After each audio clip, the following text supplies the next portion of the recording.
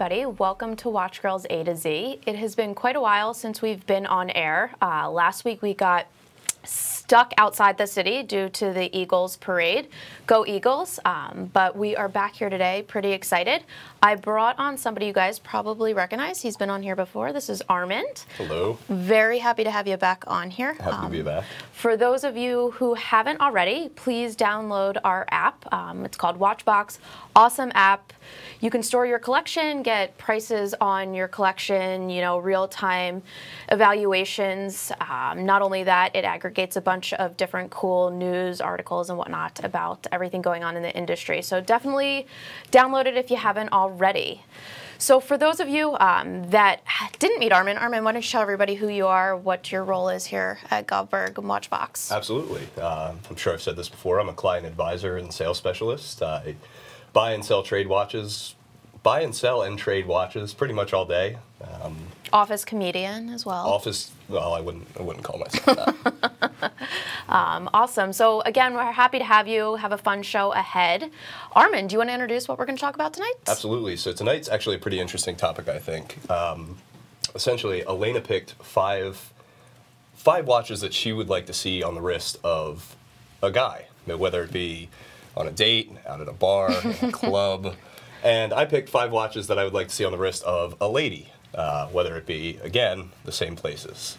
So it should be really interesting to see the two perspectives that you and I have and what we would like to see. Yeah, battle it out a little bit, see if we have the same picks. Hopefully we don't, maybe we do, we will see. Before we get started though, as we typically do, let's talk about what we're wearing today. What do you have on? After you, yours is more impressive. All right.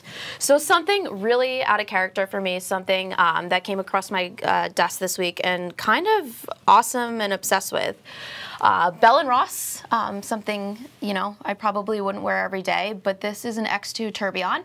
It is a Basel 2017 release, a limited edition of 99 pieces, and a pretty amazing aesthetic, you know, design and compilation by this brand. So I'm going to take it off because, you know, it doesn't do it justice to not see the back. So it is a micro rotor, which is something pretty special. Not every brand makes a micro rotor. There's actually pretty few brands out there that can do it.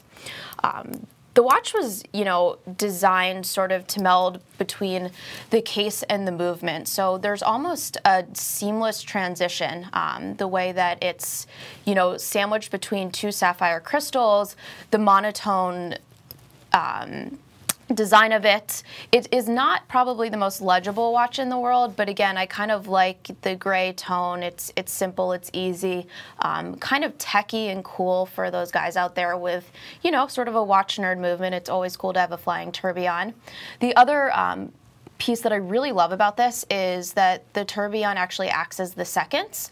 So you can see the ampersand moving around, and that would be your seconds hand, which is, I think, is just a cool little touch from Bell & Ross. Love the gray alligator as well. Cool deployment buckle. Pretty reasonable retail when it comes down to it. I believe the original retail on it was $64.9, which for a tourbillon seems pretty reasonable. Yeah, so this is what I picked tonight. Love this piece. Super cool. Totally dig it. I'm wearing my trusty Rolex Datejust 16030. Tonight I have it on a brown Hermes strap. The same watch I wore last time. It's that dial is so incredible. The dial is really something special. They call this a moss dial or a gold fleck dial, and it was originally blue. It's a little purpley now, and the flecks are kind of gold. I really dig it. You know, the brown strap kind of makes it a little bit more casual.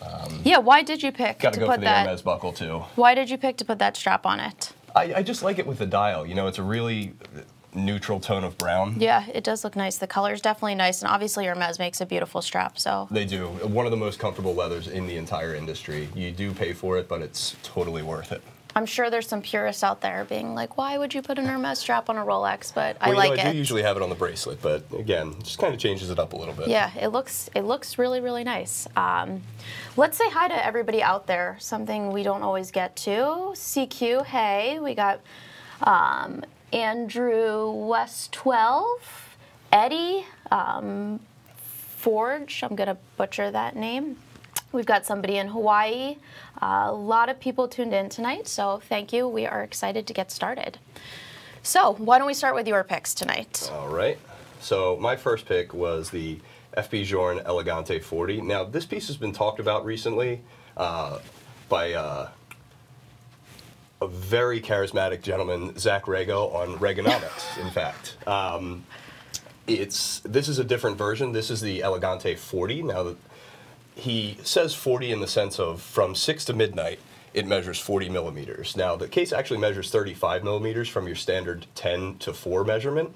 But this watch is extremely special. It's an in-house quartz movement that actually took F.P. Journe 8 years, reading my notes a little bit, 8 years to develop, and it is hand-finished in rose gold.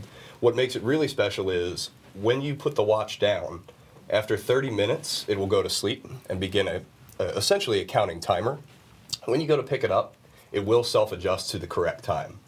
And you can see kind of at the 4 o'clock position where there's a small counterweight rotor. That's actually the indicator, or rather the motion sensor that wakes the watch up. And I just think that's so cool. In standby mode, the battery lasts up to 18 years. That's With incredible. regular use, it's 8 to 10. You know, your standard quartz battery lasts, from the factory, they say 4 years, depending on the brand. Usually it's 2 to 3. But the fact that F.P. Journe made this movement so smart that it can last that long is really great. Have you ever seen a woman on the street wearing the watch? I have not, but I've seen pictures of women wearing the watch. What I won't would you say do? where. What would you do if you... I honestly don't know if I could contain myself. I think the most charming version of me would come out, and it would just be a great conversation. And it would probably end up being, oh yeah, I just thought it was cool. Yeah. Had to have it. Yeah, I think it's a great pick for a woman, and I would be hugely impressed if I saw somebody wearing that out. Obviously, F.P. Journe is more of a niche brand. It's not something that everybody knows. It's not the Paddocks and Rolexes of the world. So obviously, if somebody was wearing it, they would be in the know. And, you know, like you talked about, the technology of it is really cool. It's also really useful for a woman. We've talked about it on previous shows that women like to wear watches, you know, more as a jewelry effect. So it's kind of a cool thing that it's actually one of the best watchmakers in the world and a really innovative, cool movement. But at the same time, it functions and you could put it down and, you know, change your Rolex or, you know, your Patek or some other watch. And then pick it up and it goes to where it needs to be. So I'm with you. I think that's an awesome pick. What I love about this too is the gents version, the Elegante 48, as they call it. Again, measurement from 6 to midnight, 48 millimeters, is, I think, extremely masculine, whereas I see this piece being very feminine because of the hints of white and the white inserts on the bezel. The Elegante 48 remains masculine in the sense of you can, you know, a lady can totally wear it, but you can decipher it from being a man's watch. Yeah, and something we talk about it all the time is, you know, people that do women's watches and designed really well, and I think this is one of those pieces, you know, they didn't make it ultra feminine, although I think there are some diamond versions of it and whatnot out there, but it's sort of a mix in between. It does have a really feminine feel, but not overly so, and Now, I think... most important question, would you wear it? Absolutely. Any day of the week, if anybody wants to buy it for me, I would love to have it. Yeah, I'd be uber impressed, though, if I saw somebody out, you know, at the bar or an event, something wearing it. It would be a very cool piece for a woman. So great choice on that. What's your pick? I'm excited for this. I haven't seen all of hers yet. So sure. So you know, I'm pretty classic when it comes down to style. You know, I like denim, I like black, I like white, I like gray. If you know me, I basically only wear black. It's very true. Yeah, so most of my picks happen to be black dials, which is weird, and I didn't mean to do it, but I did. My first pick is an AP Royal Oak 15400. I am a huge fan of AP. If I saw somebody in particular, a guy wearing this out, you know, it's everything I would want a guy to be wearing. It's not overly flashy, but very fine finishing. It's an amazing manufacturer. You know, versatile, where you could see somebody wearing it in a tuxedo and a black tie event, or you could see somebody wearing it in a t-shirt in a bar. To me, it's just like, you know, the perfect mix of everything. It's a little sporty, classic, dressy, everything you want in a watch. So that would be my first pick. Well, I'll be right back. I'm going to go buy an AP.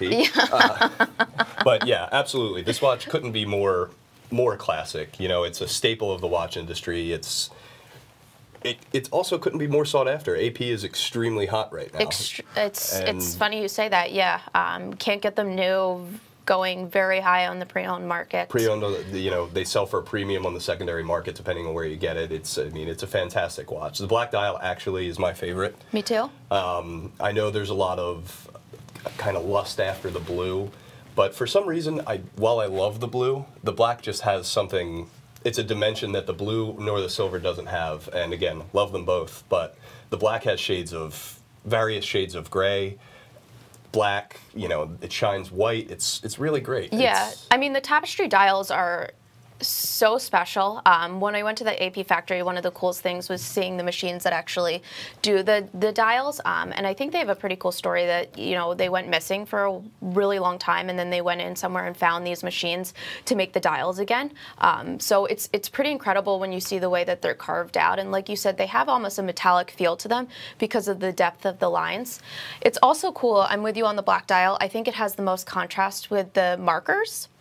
So to me, it's just, you know, it has sort of a graphic feel, which is something I generally gravitate towards. I think you'll see it in my picks of other watches tonight. So I'm with you. I love the black dial. The blue is cool, but I don't know, there's something really nice and crisp that seems to mock, you know, the crispness of the finishing on the bracelet and the bezel and whatnot. So one thing about the black too, in regards to the markers, they do stand out. And when you actually get this watch in hand and can loop it, look close up at it, the markers look like they are a mile above the rest of the dial. A lot of three-dimension to it. It's amazing. Yeah. Great pick. Yeah, I have seen people out there in the world wearing that watch, and it's always something I love to talk to somebody about. And obviously, if somebody's an AP collector, you know, they want to talk about watches and they're into it. So I like that aspect of it as well. All right, your next one. My next one, I believe, also happens to be an AP. Oh, yeah, there we go. All right, so this is the Royal Oak Chrono. It's rose gold, has a diamond bezel, white on white. Again, the second white watch, which is something that I noticed when I was putting this list together. I really like white on myself. I realized that white paired in the right way is a very feminine kind of, yeah, kind of pairing, I guess, with certain watches. That's funny. I picked all the black dials. You're picking the white dials. I'm picking the white ones. Yeah. I think it's a modern classic, though. It's got nice proportions for being an offshore. Yeah. It's 37 millimeters by just under 12 millimeters. So it's going to have presence on the wrist, but it's going to have the right kind of presence. You know, AP's rose gold now, correct me if you don't feel this way, but AP's rose gold, I feel like isn't overtly look at me like a lot of other rose golds. I think they have a really nice alloy of rose, and I think this is the perfect pairing, especially next to the top Wesselton diamonds that they use in the setting. And one thing about the setting is seeing this watch in person, I wish I had one to show you, because the setting of the stones is something that's just outrageous. You can't imagine the time that it takes to do it. Their finishing is just, it's incredible. It really, really is. In addition to the alloy of the rose gold, I also think it's, you know, the brush finish on it. It's, you know, it is a standout watch. It's something I think somebody would notice on your wrist, but it's not high polished. It's not flashy in the sense that it's going to, like, you know, flash in your eyes and be too much. It's also the best combination of sort of elegance and fashion and style mixed with versatility. It's a chrono, which is awesome. It's obviously meant to be a sport watch, and I kind of like the juxtaposition of the diamonds on a sport watch with the white rubber band. It's like super fun and definitely something I would wear. Yeah, it's sporty, but it maintains like a softness and elegance about it that's you could only get from an AP. Yeah, I'm with you. And like you said, 37's a pretty good fit for most people. A little large on my wrist, but I've seen a lot of women wear it, and it looks great on most people. I'm wearing what's considered a unisex size now, so, you know. Yeah. All right, so my second pick of the night is a Jaeger-LeCoultre tribute to 1931. Oh, man. That's a great pick. Yeah, so again, where's Tim? Yeah, Tim. Jaeger. Everybody drink, I know, the joke. So I remember when this watch came out and it was hotter than hot, and I still feel like it's hotter than hot. The second we get a pre-owned piece, it flies out of our inventory. It is just the epitome of classic. I could see, you know, like the princes and royals wearing the Reverso. It has the, you know, history of polo and whatnot. This particular piece, again, I just like sort of the graphic feel of it. It's just, you know, Art Deco. It's everything I like in a simple watch. And if I saw a guy in a tuxedo wearing this piece, it would be everything. I mean, it's just melt, everything. Right? Yeah. Just melt. You too. You would melt as well. I would also melt. Yes. I actually, this is a fun fact about this watch. I actually sold the last one that came into the United States. That is a fun fact. Yeah, I was thrilled to be able to do so too. This watch is, I mean, it's everything that a dress watch should be. You know, I think a rectangular case is different. You don't see it all the time. It's simple. There's no running seconds. There's no date. You don't have to fiddle around with any of that. It's manual wind. I couldn't feel more strongly about this watch. Yeah, it's classic. It's sort of like the epitome of watchmaking. It's just pure tradition.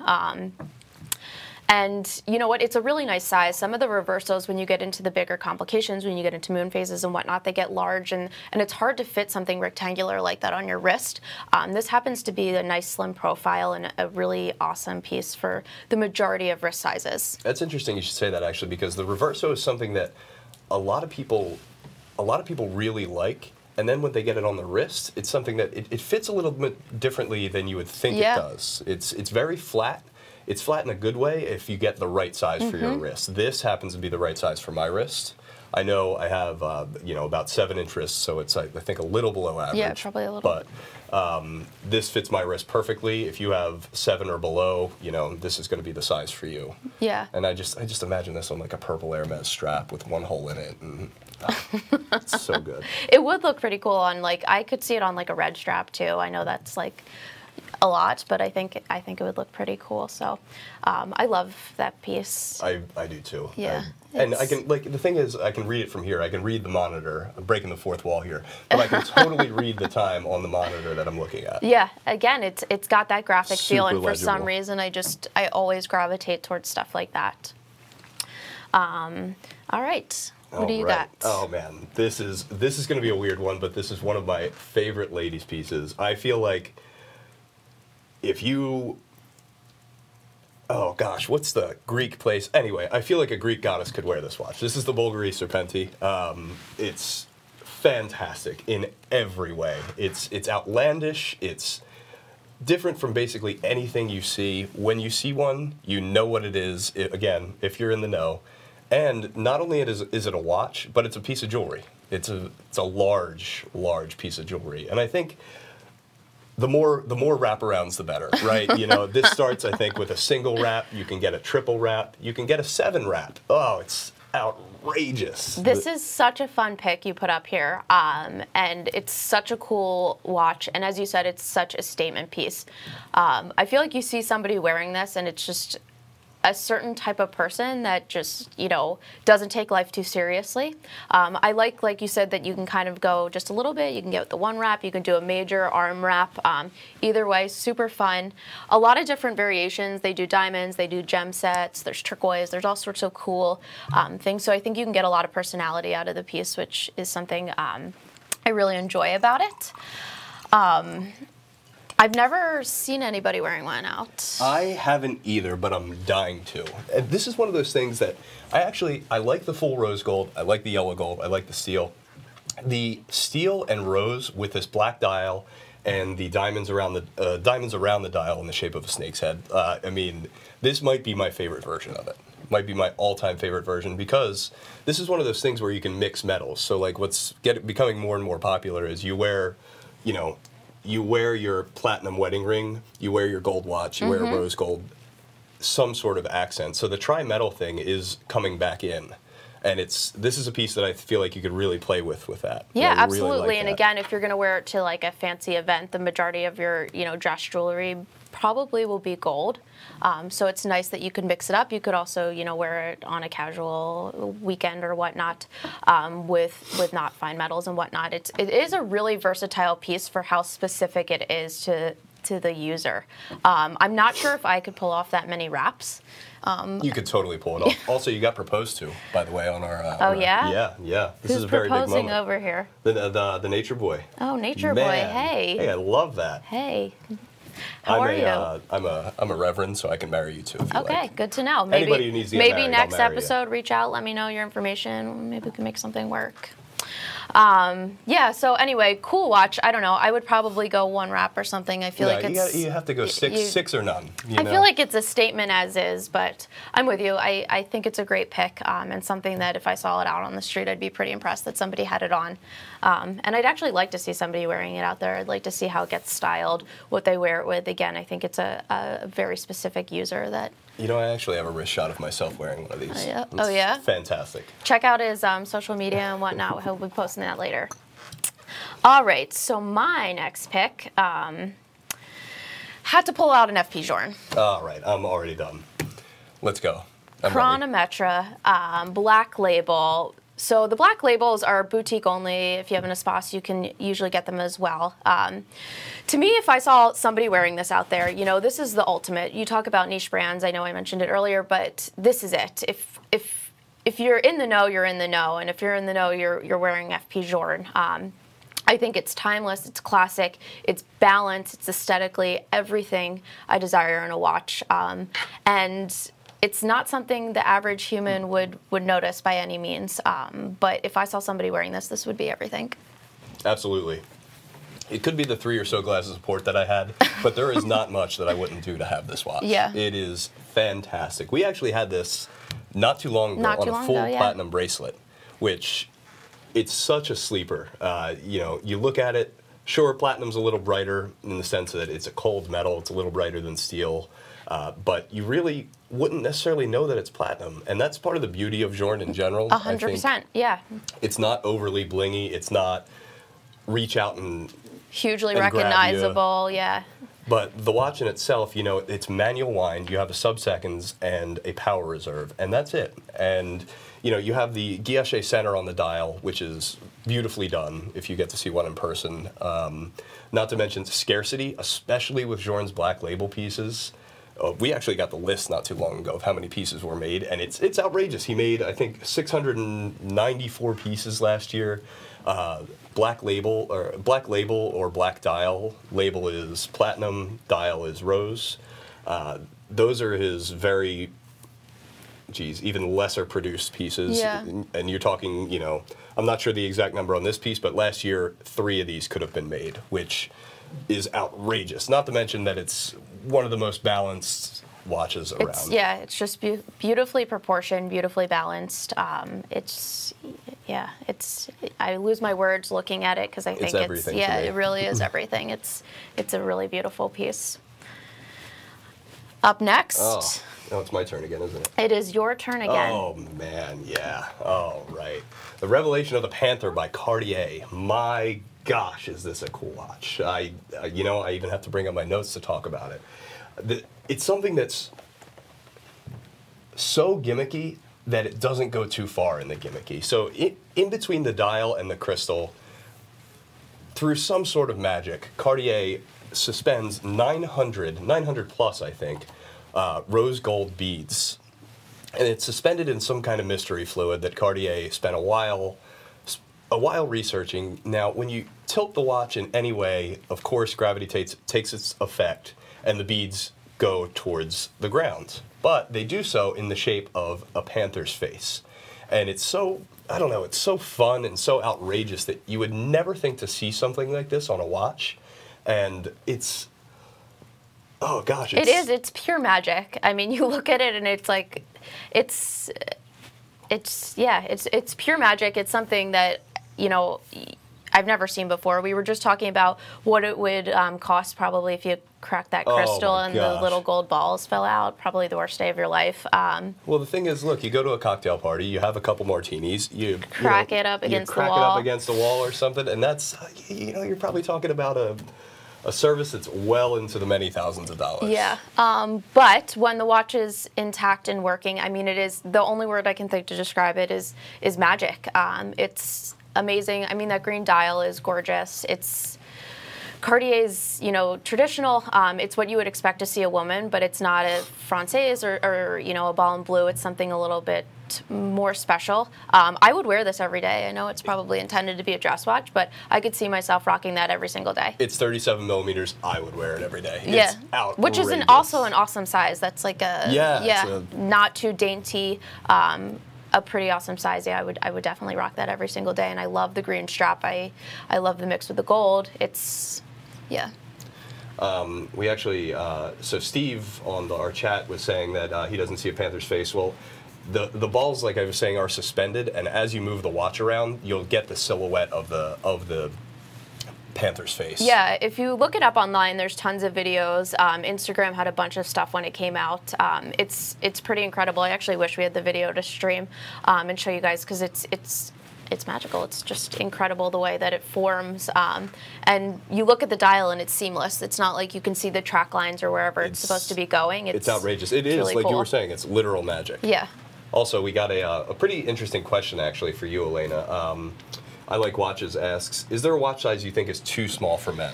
You know, it's all depends on your own size. So generally, you know, I think 36 is probably about as small as the majority of men can go, although depending on your stature, you could probably go a little bit smaller. I'm sorry, did you say 36? 36. Okay. You disagree? I do.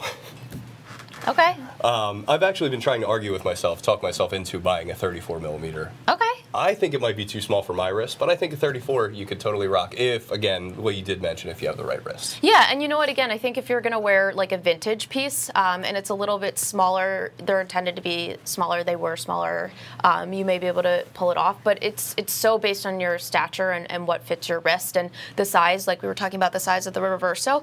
So something, you know, that's a smaller reverso might fit and the millimeter size is going to look smaller, but because it's rectangular, it fits your wrist. So it just depends on the watch, it depends on the size. I would generally say, like, I think a 36 for the majority of people is probably as small as most men would go, or most, you know, would be comfortable wearing. Although lately I have had a bunch of customers that are upgrading into different things, and a lot of people, you know, have watches they've been wearing for many, many years before the trends got into 45s and 47s and 42s, and they're wearing, like, I had a gentleman I helped the other day who was used to wearing a 33 millimeter watch. Like, that's pretty small. But and that's not uncommon for certain dress watches. Yeah. You know, your 3919, your Paddock Calatrava, that is, I believe, a 33 millimeter, and on the right wrist or in the right occasion, it's the perfect dress watch. So, you know, everything does have a place for sure.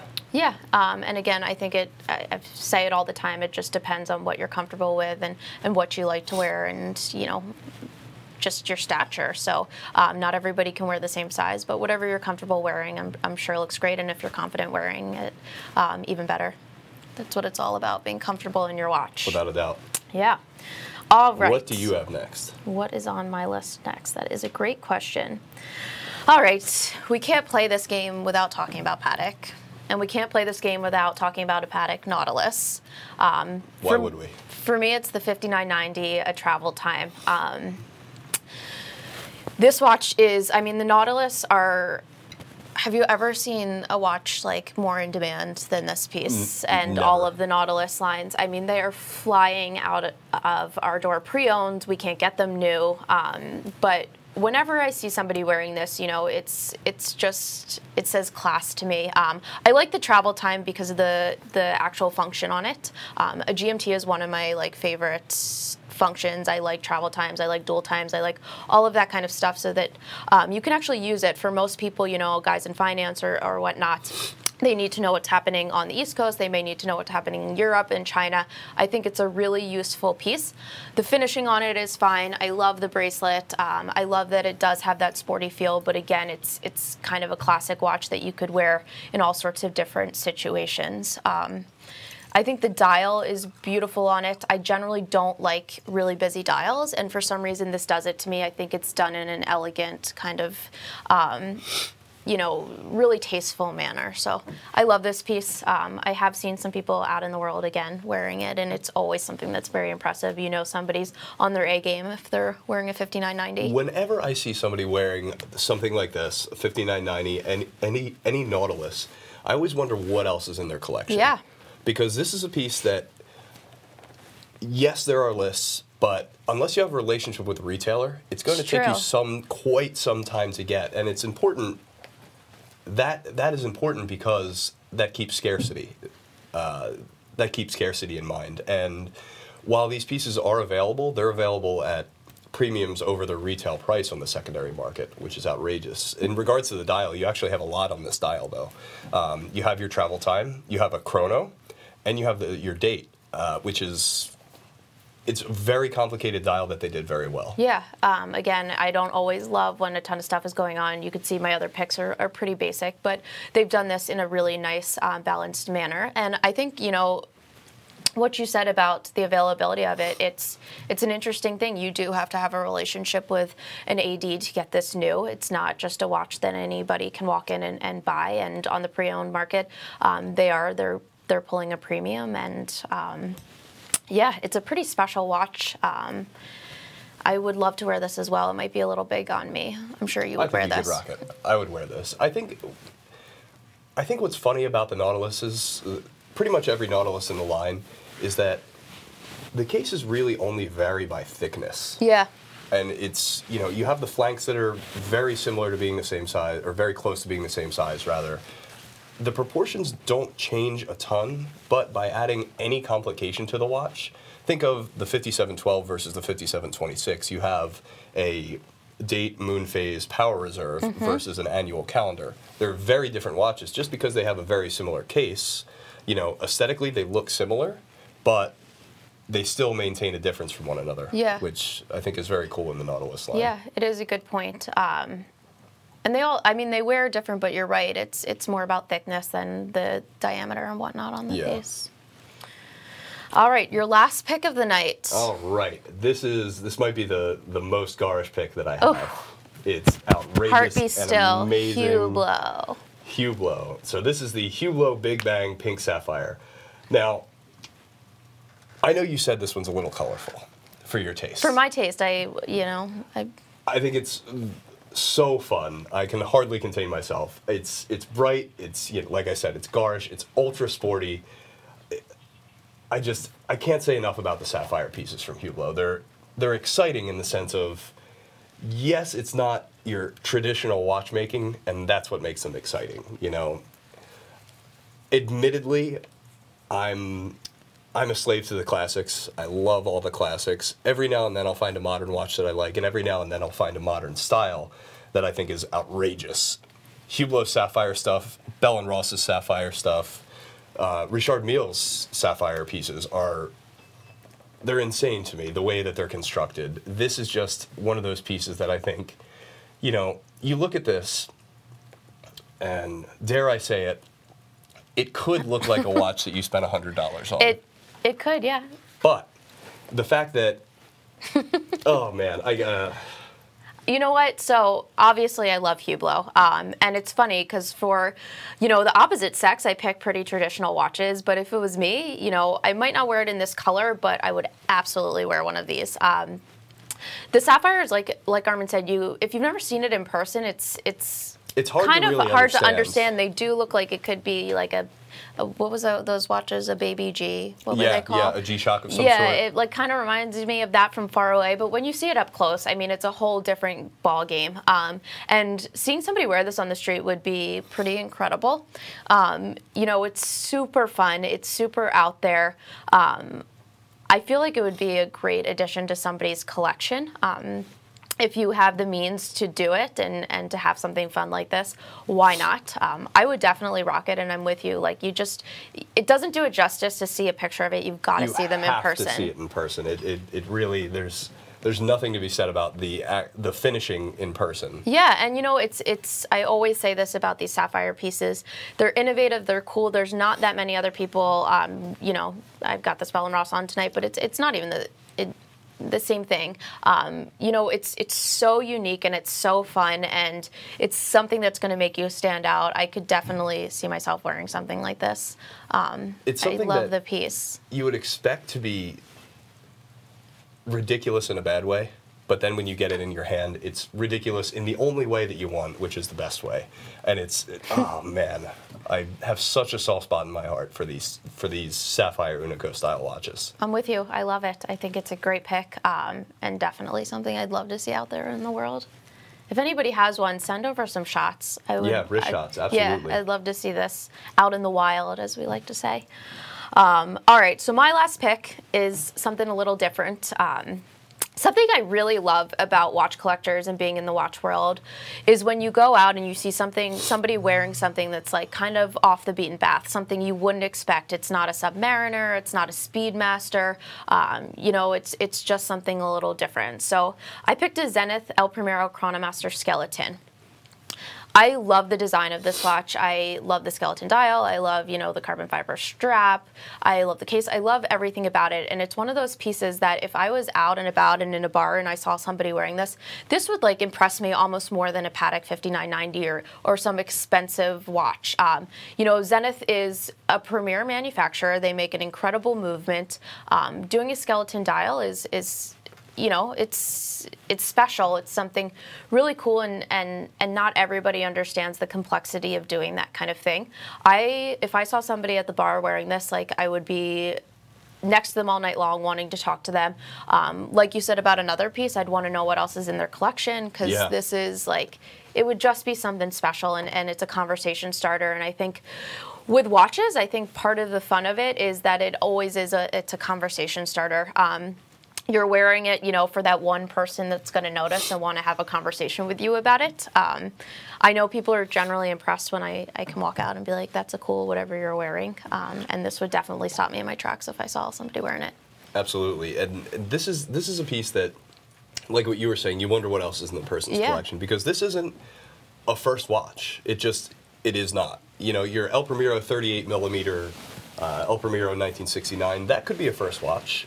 I can understand if you're super nerdy like we are about it and just super into watches. The El Primero movement is legendary, but this is not a first watch to me. This is something that, it's a statement piece that you're probably wearing all black. Maybe you have some bright orange shoes or something.